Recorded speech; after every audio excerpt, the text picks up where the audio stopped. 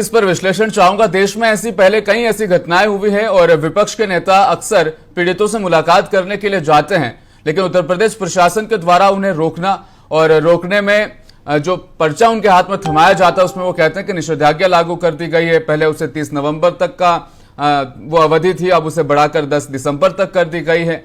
क्या इस पूरी कहानी में कुछ झोल नजर आता है आपको, नीरज महारे जी?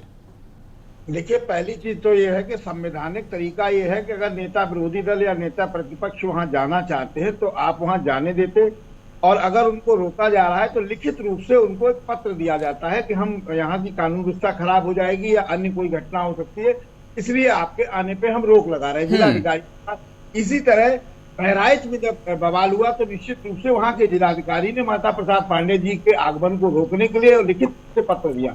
एक तो ये असंवैधानिक तरीका अपनाया गया कि डीएम वहां फोन करके बता रहे हैं या अपर मुख्य सचिव और प्रमुख सचिव मुख्यमंत्री फोन करके वहां बता रहे हैं कि वहां आप न जाइए।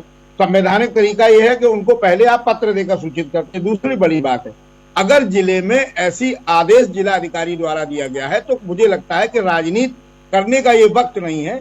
इस समय सरकार जो चाहती है उस हिसाब से अगर वहां माहौल ठीक हो रहा है, दंगाई अपने घर में है या जो भी बवाल रहा वो खत्म हो गया, स्कूल खुल गए, बाजार खुल गए, लोग रोजमर्रा की जिंदगी जीने को लिए तैयार हो गए, काम कर रहे हैं, तो ऐसे में वहां प्रतिनिधि मंडल ना जाए तो क्या हर्ज है? 10 तारीख के बाद चले जाए, कौन सा इसमें वहां वो हुआ जा रहा है।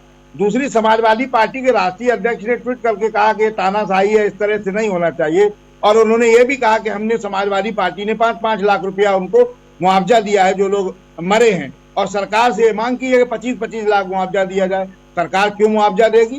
किसको मुआवजा देगी? सरकार के ऊपर पत्थर चलाएंगे आप, कोर्ट न्यायालय के आदेश के ऊपर पत्थर चलाएंगे, उसको सरकार 25 लाख रुपया मुआवजा क्यों देगी? समाजवादी पार्टी ने अगर दिया है तो 5 लाख दिया है तो 25-20 लाख और रुपया और दे दे। लेकिन निश्चित रूप से ऐसे लोग जिन्होंने शासन प्रशासन, देखिए सरकार चाहे समाजवादी पार्टी की हो, चाहे बसपा की हो, चाहे कांग्रेस की हो, चाहे भारतीय जनता पार्टी की हो, प्रदेश में कानून व्यवस्था का इकबाल बुलंद रहना चाहिए और कानून व्यवस्था पे पत्थर चलाने वालों के खिलाफ कड़ी से कड़ी कार्रवाई होनी चाहिए। जी।